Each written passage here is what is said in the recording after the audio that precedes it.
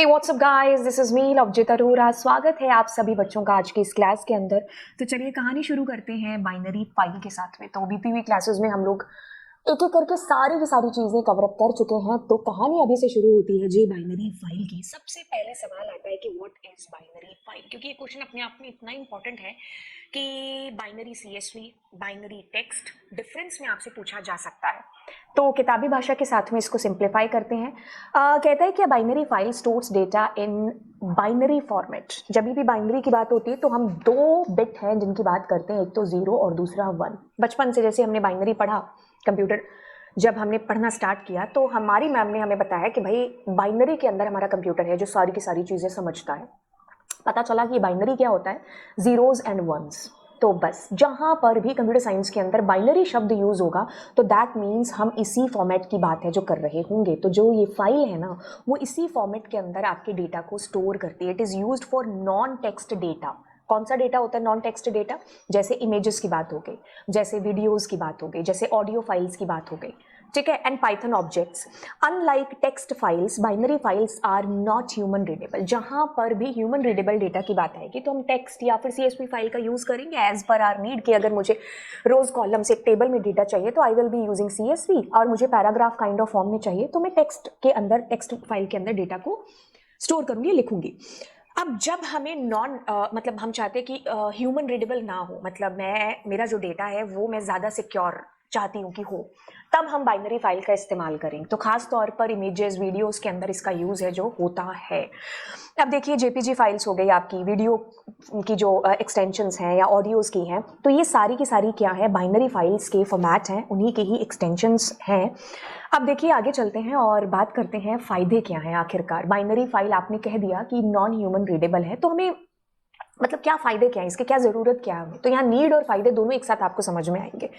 समझ में आ चुका है कि जीरोज और वंस की फॉर्म में हमारा डेटा जाकर के स्टोर होता है। देखिए compact saved, save space as binary file store raw data directly. देखो इसमें क्या है, कम आपकी जगह है जो घेरता है, ठीक है, क्योंकि रॉ के अंदर ही आपका डेटा जाकर के स्टोर है जो होता है।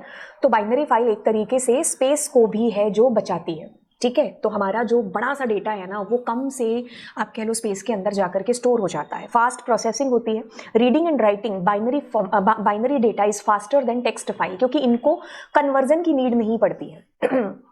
ठीक है, टेक्स्ट फाइल में तो हमें बाइनरी में हमें तो क्या कंप्यूटर ही प्रोसेस करता है, बाइनरी में कन्वर्ट करता है जब मेमोरी में डेटा स्टोर होना होता है। लेकिन यहाँ पर ऐसी चीज़ नहीं है कि कन्वर्जन हो, हमें एक्स्ट्रा मॉड्यूल्स का सहारा लेना पड़ता है जब हमें ह्यूमन रीडेबल उस डेटा को बनाना हो या मुझे देखना हो। तो पिकलिंग अनपिकलिंग आगे हम पिकल मॉड्यूल के अंदर देखेंगे। बट अगर हमें ये चीज़ नहीं चाहिए, तो अगर हम आम प्रोसेस की बात करें तो ये फास्ट काम है जो करता है, क्योंकि इसमें कन्वर्जन की नीड नहीं पड़ती है। वो तो तब पड़ती है जब हमें कोई नीड हो। सिक्योर डेटा, ऑफ कोर्स ये हार्ड टू रीड है, पढ़ना इसको मुश्किल है तो इस वजह से, और मॉडिफाई भी करना, क्योंकि पढ़ नहीं पाओगे तो क्या मॉडिफाई कर पाओगे, है ना। तो इसलिए ये सिक्योर है एज कंपैरेटिवली टू हमारी टेक्स्ट फाइल के मुकाबले। सपोर्ट कॉम्प्लेक्स डेटा टाइप्स, तो can store objects like list, dictionary using modules like pickle etcetera.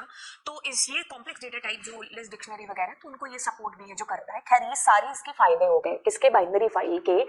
Okay, so binary file एक बार मैं आपको यहाँ पर थोड़ा डिस्प्ले करा देती हूँ। जैसे कि हम कोई भी जेपीजी फाइल ले लेते हैं, जैसे ये मेरी बुक है ना, जो आईपी वाले स्टूडेंट्स हैं उन लोगों के लिए है। तो यस, ये मेरी क्या है, एक जेपीजी, इस मतलब मेरी बुक का जो है कवर पेज है ना।